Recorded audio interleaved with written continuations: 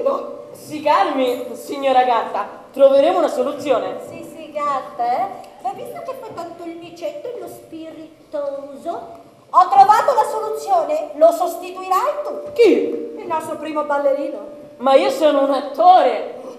Assistente. Ecco appunto, assistente. Allora questa sera sarai un ballerino assistente.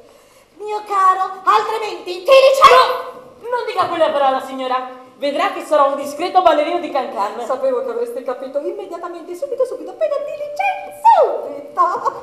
Le ragazze sono pronte? Oh sì, signora Vivi. Bene, allora, via allo show!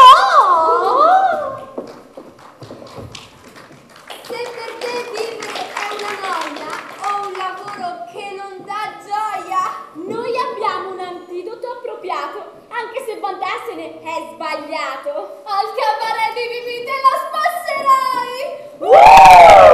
Ma smetti di indugiare! Continuati a dimenare! Puoi lasciare il tran tran perché noi balliamo il can can. Non puoi dire che non puoi lasciare il tran tran perché noi balliamo il can can. Se fuori piove e qua dentro ci si muove. A chi piace la libertà al cabaret di Vivi la troverà. Perché noi balliamo il can can. Noi siamo qua.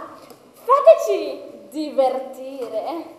Fuori la cosa è tragica, ma qui dentro è magica. Perché fa bene alla mente. Perché fa bene al cuore.